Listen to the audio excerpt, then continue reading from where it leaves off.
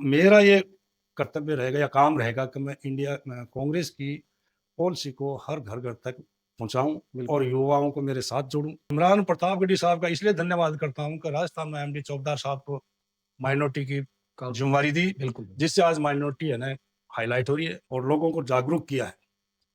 तो इसलिए मैं एमडी चौकीदार का बहुत तहे दिल से धन्यवाद करता हूँ। और इसके साथ आपने अभी तक देश सेवा में अपना जो हिस्सा वो लिया है। नमस्कार, मैं हूं अंसार मुस्तर और आप देख रहे हैं वॉइस ऑफ जनमानस।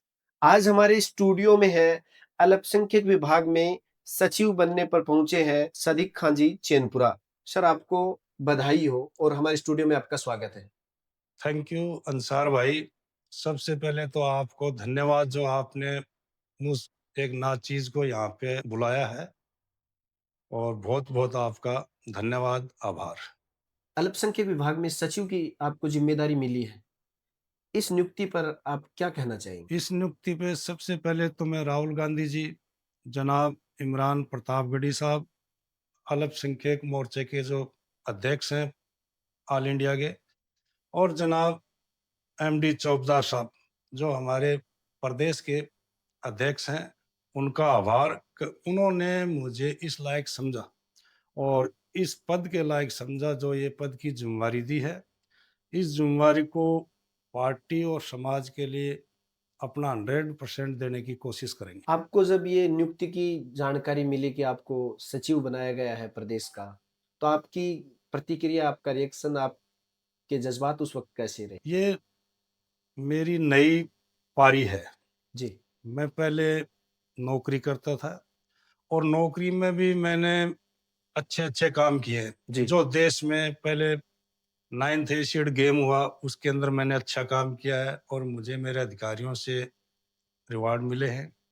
उसके बाद में कॉमनवेल्थ चौगम ड्यूटी बोलते हैं, जो 48 देशों के शासन अध्यक्ष होते हैं, बिल्कुल। उनमें विज्ञान भवन में मैंने ड्यूटी की है।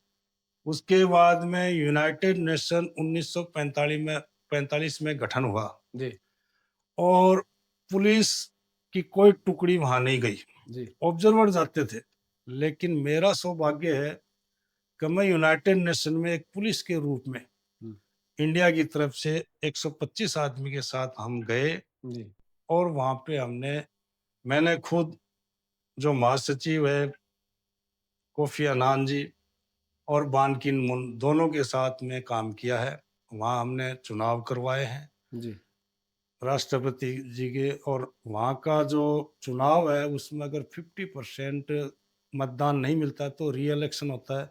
हमने यूनाइटेड नेशन में मैंने 2 साल सेवाएँ दी।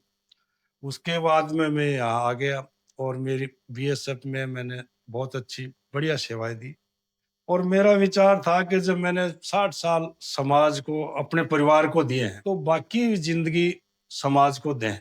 जी, और उसके लिए सबसे बड़ा मुझे अपॉर्च्युनिटी ये मिली कि मुझे राजनीति में ये पद मिला, बहुत।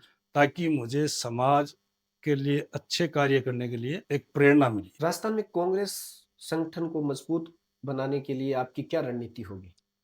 देखो, कांग्रेस की एक कमी रही है कि कांग्रेस के जो वर्कर हैं, कांग्रेस की नीतियों को घर-घर तक नहीं पहुँचा पाते।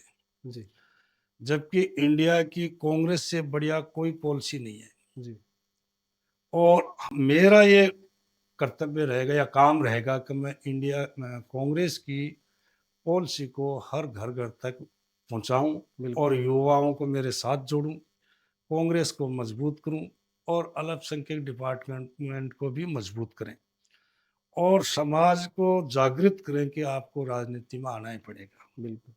और अपनी भागीदारी आपको लेनी ही पड़ेगी। तो ये मुझे बड़ी खुशी हुई कि जो मैं चाहता था वो चीज़ मुझे मिल गई। जैसा कि आपका जो नेतृत्व है, जिन्होंने आपको ये ज़िम्मेदारी दी है, चाहे वो राहुल गांधी जी हो या इमरान प्रतापगढ़ी साहब हो या और भी आपके राजस्थान के जो शीर्ष नेतृत्व के लीडर्स हैं, जिन्होंने आपको ज़िम्मेदारी दी है, उनसे आपको क्या प्रेरणा मिलती है? देखो, मेरी आज 62 साल उम्र हो गई जी, और 62 साल में पहले भी ये अल्पसंख्यक डिपार्टमेंट तो पहले भी था। जी, लेकिन मैं धन्यवाद जनाब एमडी चौकीदार साहब को देना चाहता हूँ कि उन्होंने जब से ये कमान सँभाली है, बिल्कुल। तो ये पूरे राजस्थान में इस माइनॉरिटी डिपार्टमेंट की साख बढ़ाई है। लोगों को पता लगा कि माइनॉरिटी डिपार्टमेंट भी कोई है। जी, और जनाब एमडी चौकदार साहब ने जो कांग्रेस के जो संगठन के चुनाव होते हैं, उस चीज तरीके से जी, पूरे माइनॉरिटी के है ना इलेक्शन करवाए।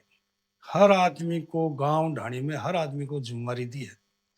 मैं एमडी चौकदार साहब का बड़ा कायल हूँ कि उन्होंने, और इमरान प्रतापगढ़ी साहब का इसलिए धन्यवाद करता हूँ कि राजस्थान में एमडी चौकदार साहब को माइनॉरिटी की काम जिम्मेदारी दी, बिल्कुल, जिससे आज माइनॉरिटी है ना हाईलाइट हो रही है। माइनॉरिटी में अकेले मुस्लिम ही नहीं है, माइनॉरिटी में और भी जाते हैं, बिल्कुल, और सबको एमडी चौकदार ने प्रतिनिधित्व दिया है बिल्कुल। और लोगों को जागरूक किया है। तो इसलिए मैं एमडी चौकदार का बहुत तहे दिल से धन्यवाद करता हूँ। जैसे आपको अभी सचिव की ज़िम्मेदारी मिली है और इसके साथ आपने अभी तक देश सेवा में वह अपना जो हिस्सा वो लिया है। इसके अलावा आपकी क्या रुचियाँ हैं? क्या हॉबीज़ हैं? क्या इंटरेस्टेड आप रखते हैं कि तो मैं तो खुदा से भी यही प्रार्थना करता हूँ कि या खुदा मुझे इस काबिल बना कि मैं दबे कुचले गरीब के काम आ सकूं। मेरा मोटो यही है। जी, और मैं ये चाहता हूँ चाहे कोई भी समाज है वो एजुकेशन से जुड़ जाए, बिल्कुल। और एजुकेशन ही रास्ते बनाता है, यस। बाकी रास्ते बंद हैं। और एजुकेशन के ऊपर जहां तक मेरा होता है, जो मेरे पास आते हैं, नहीं भी आते हैं, मैं प्रयास करता हूँ। आज मेरे गांव में स्कूल है जी। और गांव वालों ने ये कहा कि भाई स्कूल बंद होगी, हुँ, हुँ। गवर्नमेंट स्कूल, तो इसका कैसे करें ताकि बच्चों को भी फीस किराया ना देना पड़े और स्कूल भी चलती रहे। मैंने मेरे बजट से स्कूल डोनेशन बस डोनेशन करी। आज वो स्कूल चल रही है, गरीब के बच्चे आ रहे हैं। अगर ये बच्चे पढ़ेंगे, कल ये भी डोनेशन देने वाले बनेंगे। बहुत अच्छी बात। ठीक है साहब। और दूसरा ये है कि जितने बच्चे हैं फिजूल का टाइम बर्बाद ना करें। अपना फ्यूचर, अपने बच्चों का भविष्य, अपने माँ बाप के प्रति हमारी क्या जिम्मेदारी है, तो इसके लिए आपको एजुकेशन अपनाना पड़ेगा। आपको अच्छी अच्छी पोस्टों पे जाना पड़ेगा। नहीं जाओगे तो आप अपने अच्छे बिजनेस करोगे, लेकिन एजुकेशन का बगैर ये असंभव है।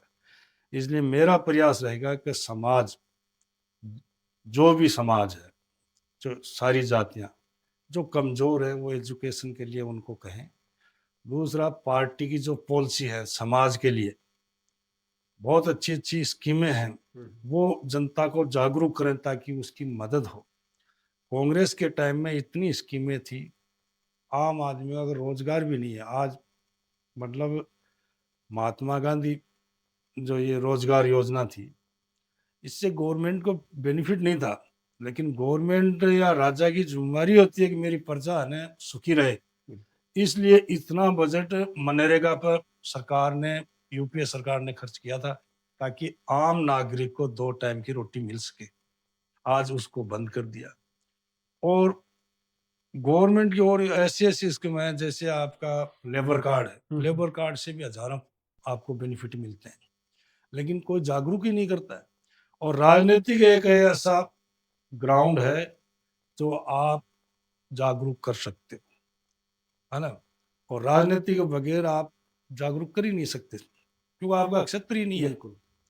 तो मेरी कोशिश रहेगी कि आम पब्लिक, दबे कुचलों को है ना जागरूक करना। बिल्कुल, जब ज़रूरतमंदों के पास एजुकेशन जाएगी और उनको जागरूक किया जाएगा, तो समाज का ही नहीं बल्कि देश के विकास में वो कारगर होगा। ये विचार है हमारे साथ अल्पसंख्यक प्रदेश सचिव सदीक खान साहब का, जो आज हमारे स्टूडियो में आए। धन्यवाद सर। धन्यवाद, धन्यवाद अंसार साहब।